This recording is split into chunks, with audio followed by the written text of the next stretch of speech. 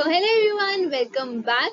अभी तक हम कंप्लीट कर चुके हैं कार्ल मार्क्स का mode of production, historical materialism and alienation complete. And today we are starting from its theory of class and class struggle.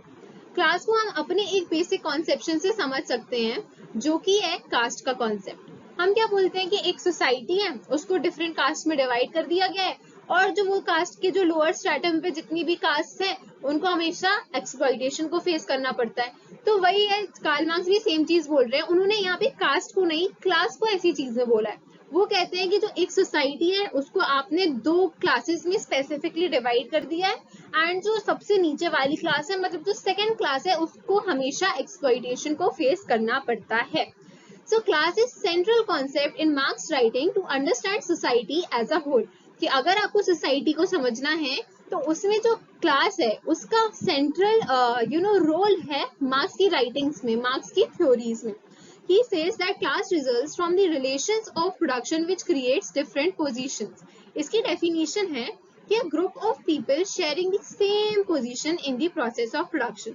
अब देखो, हमने क्या पढ़ा, प्रोसेस ऑफ प्रोडक्शन में क्या है, दो टाइप के लोग होते हैं, एक होते हैं हैव्स और एक होते हैं हैव नॉट्स। तो क्लास भी वही बोला है कार्ल मार्क्स ने कि दो टाइप की क्लासेस हैं, एक है हैव्स एंड हैव नॉट्स। अब उसमें इंडस्ट्रियलिस्ट क्यों है?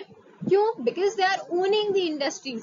तो जो इंसान जो इंडस्ट्री को ओन करेगा, उसको आप बोल देंगे हैव, एंड जिसके पास इंडस्ट्रीज की ओनरशिप नहीं है, जो उस इंडस्ट्री में काम कर रहा है, वो हो जाएगा have not. So he became a worker. तो इस तरीके से दो क्लासेस में डिफरेंस हो गया।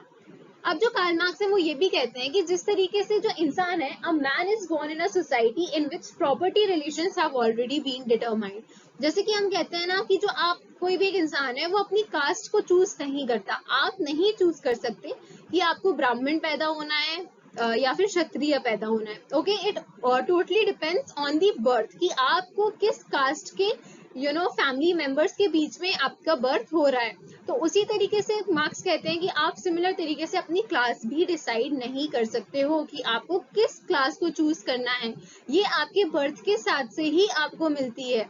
And one more thing, he says that as a man cannot choose his father, who his father will be, similarly he has no choice over his class। कि मतलब जिस तरीके से आप ये नहीं डिसाइड कर सकते कि आपके फादर, मतलब आपके पिताजी कौन होंगे, उस तरीके से आप ये भी नहीं डिसाइड कर सकते कि आप किस क्लास में पैदा होंगे। तो जैसे हम समझते हैं कि एक इंसान अपनी कास्ट चूज कर सकता, उसी टाइप से कार्ल मार्क्स बोलते हैं कि एक जो इंसान है, इंडिविजुअल है, वो अपनी क्लास को भी चूज नहीं कर सकता है। मैं कास्ट से रिलेटेड इसलिए करके बता रही हूँ कि कास्ट का एक बहुत ही जनरल कॉन्सेप्शन हम सबके माइंड में बन चुका है कि जो कास्ट है वो एक्सप्लॉइटेटिव है नेचर में। तो उसी तरीके से जो कार्ल मार्क्स है, वो बोलते हैं कि जिस तरीके से कास्ट, उसी तरीके से क्लास एक्सप्लॉइटेटिव है नेचर में। He said that there are two broad classes. Haves, they are the owners of forces of production and are dominant in society. हमने हर मोड ऑफ प्रोडक्शन में देखा कि जिसके पास ओनरशिप है, उनको हम क्या बोलेंगे, हैव्स बोलेंगे। And have nots, they are the class who are exploited and does not own any forces of production. वो लोग हैं जिस आप हमेशा exploitation हुआ है जिनका, and they don't own any forces of production. उनके पास कुछ भी नहीं है। अब फॉर्मेशन ऑफ क्लास कैसे होती है? As mankind progressed from primitive communism, surplus started to emerge and some men started to control the forces of production. Now, unequal relations of production emerged. This led to first class formation. Karl Marx कहते हैं, हमने पढ़ा सबसे first हमारा mode of production कौन सा था, primitive communism. वहां पे तो अबंडेंस थी रिसोर्सेज की, तो वहां पे कोई क्लास स्ट्रगल था ही नहीं, कोई क्लासेस का फॉर्मेशन ही नहीं था, क्योंकि ओनरशिप ही एग्जिस्ट नहीं करती थी। बट प्रिमिटिव कम्युनिज्म से क्या हुआ, जो सरप्लस फॉर्म होना स्टार्ट हुआ, इसको हम ये भी बोलते हैं, it is the surplus value theory of Karl Marx. ये कार्ल मार्क्स बोलते हैं कि जब सोसाइटी में सरप्लस में चीजें है ना बनना स्टार्ट हो जाएंगी, क्रिएट होना स्टार्ट हो जाएंगी, तो कुछ जो इंडिविजुअल्स हैं, वो उस पे अपना ओनरशिप जो है वो दिखाने की कोशिश करेंगे, क्योंकि अब सरप्लस में चीजें हैं कि नहीं भाई, इसके ऊपर हमारी ओनरशिप है। क्योंकि सरप्लस स्टार्ट हुआ फ्रॉम द प्रिमिटिव कम्युनिज्म, तो इंसान ने क्या किया, man started to control the forces of production. इसके कारण क्या हुआ, न्यू अनइक्वल रिलेशंस प्रोड्यूस हुए। अनइक्वल कैसे, क्यों, क्योंकि कुछ लोग हैं जिनके पास कुछ फोर्सेस ऑफ प्रोडक्शन है तो वो थोड़े से पावरफुल हो गए, और जिनके पास नहीं है वो पावरफुल नहीं रह गए। So this led to first class formation. तो कार्ल मार्क्स बोलते हैं कि इस तरीके से पहला क्लास फॉर्मेशन हुआ है। Next, class polarisation. हमने पढ़ा था in the mode of production of capitalism की जो हैव्स हैं उसको कैपिटलिस्टिक मोड ऑफ प्रोडक्शन में हम क्या बोलेंगे, बर्जुआ, एंड जो हैव नॉट्स हैं उनको हम बोलेंगे प्रोलेटेरिएट्स। अब कार्ल मार्क्स क्या कहते हैं कि धीरे धीरे क्या होगा, क्लास पोलराइजेशन हो जाएगा। पोलर्स, आपको पोल्स पता है क्या होता है कि अर्थ में हम बोलते हैं North Pole and South Pole, मतलब दोनों एक्सट्रीम है, दोनों एक दूसरे के एकदम अपोजिट है, एक सबसे ऊपर एक सबसे नीचे, बहुत ज्यादा अपोजिंग फोर्सेस है दोनों के बीच में। तो वही कार्ल मार्क्स बोलते हैं, ही हैज सेड कि चलो ठीक है, यहाँ पे हैव्स भी हैं, हैव नॉट्स भी हैं, पर कार्ल मार्क्स ने कहीं पे ये भी कहा है कि कुछ इंटरमीडिएट क्लासेस भी होंगी। धीरे धीरे करके जैसे मोड ऑफ प्रोडक्शन बढ़ेगा कुछ इंटरमीडिएट क्लासेस का आना भी स्टार्ट होगा कि मतलब जिनके बीच में, और ये रियलिस्टिक चीज भी है कि हम देखते हैं कि जैसे हम मिडिल क्लास लोग हैं तो मिडिल क्लासेस भी आनी स्टार्ट होंगी। बट वो क्या कहते हैं, जैसे कि मोड ऑफ प्रोडक्शन आगे बढ़ता जाएगा तो वो जो मिडिल क्लासेस हैं वो भी दो एक्सट्रीम क्लासेस में जाके इमर्ज हो जाएंगी। मान लीजिए जैसे कि ये जो है ये यहाँ पे इंटरमीडिएट क्लासेस है जिनको बोला गया है पिटाइट बर्जुआ। पिटाइट बर्जुआ मतलब कि बर्जुआ मतलब क्या, जिनके पास सब कुछ है। पिटाइट बर्जुआ मतलब कि जिनके पास उतना तो नहीं है जितना बर्जुआ ओन करते हैं, बट दे आर फिर भी जो प्रोलेटेरिएट वाला सेक्शन है उनसे थोड़े वो अच्छे ओके वाले लेवल पे हैं। तो वो कहते हैं कि जो ये इंटरमीडिएट क्लासेस हैं वो समय के साथ क्या होगा, कुछ जो है वो आके यहाँ पे मिल जाएंगी, बर्जुआ में मिल जाएंगी, जिस प्रोसेस का नाम है बर्जुआइजेशन। एंड जो कुछ लोग हैं वो आके जो है प्रोलेटेरिएट वाले सेक्शन में मर्ज हो जाएंगे जिसको हम बोलेंगे प्रोलेटेराइजेशन। तो ही सेज कि ये दो प्रोसेस हैं which are going to take place and this came to be known as the class polarization. Next, now he says that class जो है उसके दो फॉर्म्स बताए हैं कार्ल मार्क्स ने, objective and subjective expression of class. Objective expression क्या है, class in itself. Class in itself को हम बोलेंगे ऑब्जेक्टिव एक्सप्रेशन। इसमें कार्ल मार्क्स क्या बोलते हैं कि जो एक क्लास है, क्लास इन इटसेल्फ का मतलब ये है कि जो क्लास के लोग हैं उनको नहीं पता कि हम एक क्लास फॉर्म कर रहे हैं, ठीक है। वो दूसरा जो देख रहा है, जैसे वर्कर्स है उनको सॉरी जो कैपिटलिस्ट हैं उनको पता है कि अच्छा ये लोग काम करते हैं, वर्कर्स है, ठीक। So he says that it is only an analytical construct to marks in order to stratify position. जो इंडिविजुअल्स हैं चाहे वो कैपिटलिस्ट हो चाहे वो वर्कर्स हो, उनको नहीं पता कि हम एक क्लास को फॉर्म कर रहे हैं। बस मार्क्स ने उनकी पोजीशन को स्ट्रैटिफाई करने के लिए क्या कर दिया, एक क्लास बना दी है कि ये वर्कर्स हैं और ये कैपिटलिस्ट हैं। ऐसा मार्क्स का बोलना है कि जो दूसरा इंसान है उसको समझने के लिए, ताकि आसानी हो कि हाँ भाई ये ओन कर रहा है कोई भी चीज तो ये क्या है, ये ओनर है एंड ये काम कर रहा है तो ये वर्कर है। यहाँ पे कैपिटलिस्ट और वर्कर्स को खुद को नहीं पता कि यहाँ पे कोई क्लास का फॉर्मेशन हो भी रहा है। It is by virtue of people having a common relationship to the means of production. ये virtue है, ये किस्मत है इंसान की कि वो एक process of production में उसका कोई common relationship है। For example, proletariats are class in itself because they have some control, have some common attributes like ownership of production and being deprived of fruits of production. उनका क्या कहना है कि आप क्लास को इसलिए डिवाइड कर रहे हो क्योंकि उनके पास सेम कैरेक्टरिस्टिक्स हैं। वर्कर्स का क्या सेम कैरेक्टरिस्टिक्स है कि उनके पास किसी भी चीज की ओनरशिप नहीं है, वो किसी भी चीज को ओन नहीं कर रहे हैं, बल्कि उसके अपोजिशन में जो कैपिटलिस्ट हैं वो क्यों एक क्लास फॉर्म कर रहे हैं, क्योंकि वो ओनर्स हैं, वो एक इंडस्ट्री को ओन कर रहे हैं। So that's what he says, class in itself मतलब समझ लो दूसरे को समझने में आसानी हो और जो पोजीशन है उसको आप स्ट्रैटिफाई कर सको, उसको बोल रहे हैं class in itself. But what does Karl Marx says that class for itself is the subjective expression of class, कि जब इंसान को ये पता चल जाएगा a class in itself become a class for itself when the contradiction between the consciousness of its members and reality of their situation ends. अब क्या होगा, members become aware of the exploitative situation. अब इंसान को पता चल रहा है, वर्कर्स को, कि अच्छा अभी तक ये हो रहा था कि जो कैपिटलिस्ट है वो हमको एक्सप्लॉइट करना चाहते हैं। जब एक क्लास के लोगों को, इंडिविजुअल को ये पता चल जाएगा कि यार हम तो एक क्लास फॉर्म कर रहे हैं, जब उनकी कॉन्शियसनेस जागेगी तो वो बन जाएंगे क्लास फॉर इटसेल्फ, खुद के लिए क्लास। तब जाके उनको पता चलेगा कि इतने टाइम से जो कैपिटलिस्ट हैं वो क्या चाह रहे थे, उनका मेन ऑब्जेक्टिव था कि वो हमको एक्सप्लॉइट कर सके। फिर उसके बाद वो क्या होंगे, यूनाइट होंगे एंड रिवॉल्ट करेंगे। So it is only when workers become class for itself that they will be in a position to unite against the capitalist, कि वो capitalist के against unite होंगे।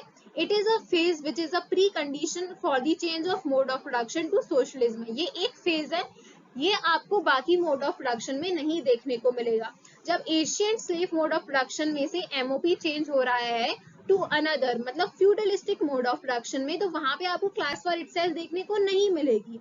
वो आपको कब देखने के लिए मिलेगी, जब कैपिटलिस्टिक मोड ऑफ प्रोडक्शन आ जाएगा एंड सोशलिज्म आने वाला होगा। सोशलिज्म कब आएगा, जब क्लास इन इटसेल्फ बदलकर क्लास फॉर इटसेल्फ हो जाएगी। मतलब जो इंडिविजुअल्स हैं उनको ये रियलाइजेशन हो जाएगा, वर्कर्स ये समझ जाएंगे कि अभी तक जो कैपिटलिस्ट हैं वो हमको एक्सप्लॉइट कर रहे थे, अब हमको यूनाइट होना है इनके अगेंस्ट में एंड रिवॉल्ट करना है।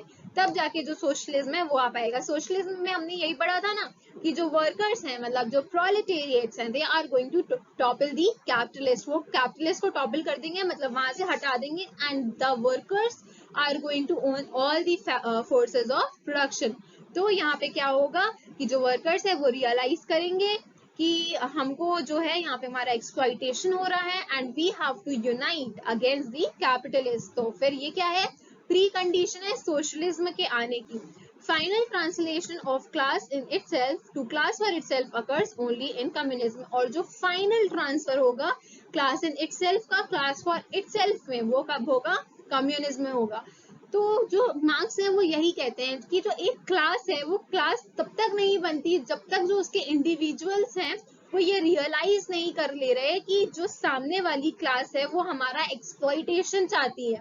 जब तक एक क्लास के मेंबर्स में, जब तक एक ग्रुप के मेंबर्स में जो है कॉन्शियसनेस नहीं आ जाती about their objective and the objective of the opposing class, तब तक आप उसको एक बिल्कुल फुली क्लास नहीं कह सकते हो।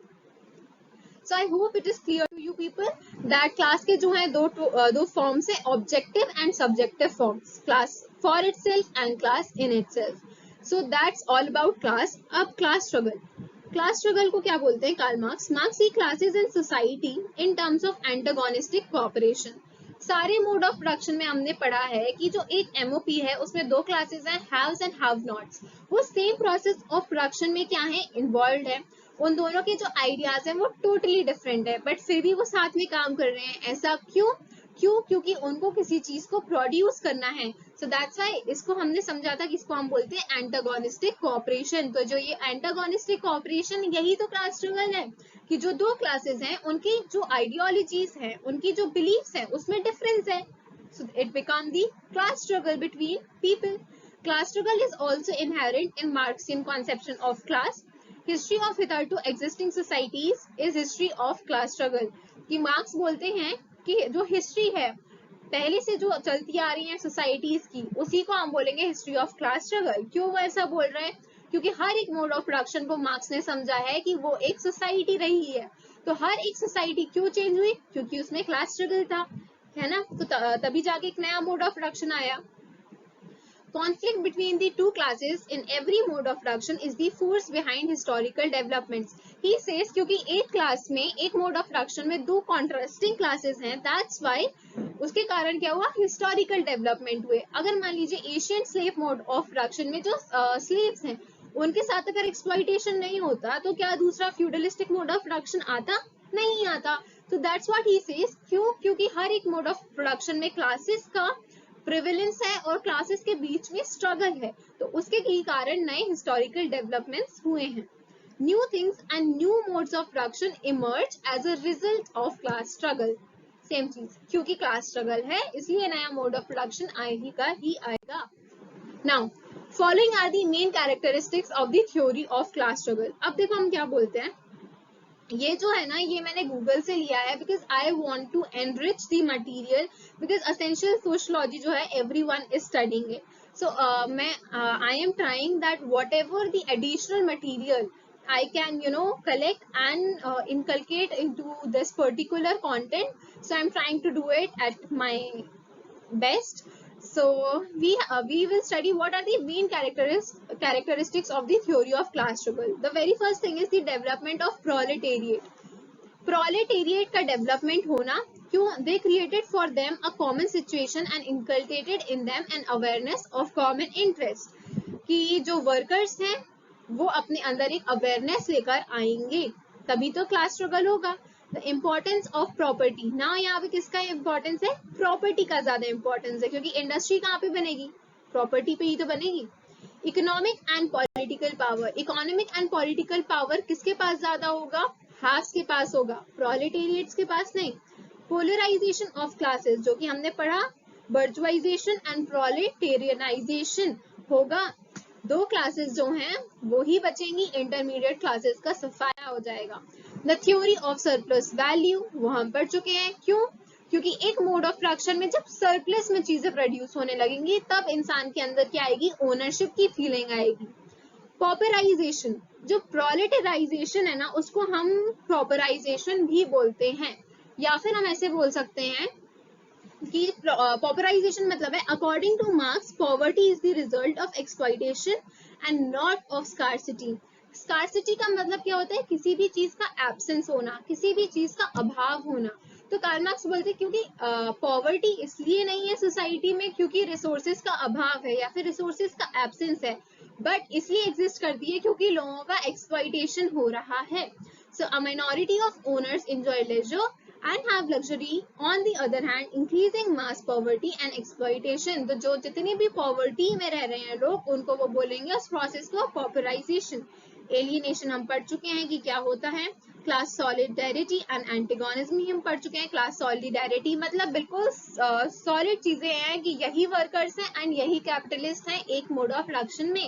एंड रिवॉल्यूशन हमें पता ही है कि जब एक्सट्रीम सिचुएशंस हो जाएंगी, जब मैच्योर कंडीशंस आ जाएंगी, जब बहुत ज्यादा एक्सप्लॉइटेशन बढ़ जाएगा हैव नॉट्स का, तो वो साथ में मिलेंगे, यूनाइट करेंगे. क्लास इन इटसेल्फ जो है वो क्लास फॉर इटसेल्फ में ट्रांसफॉर्म हो जाएगी and new mode of production will.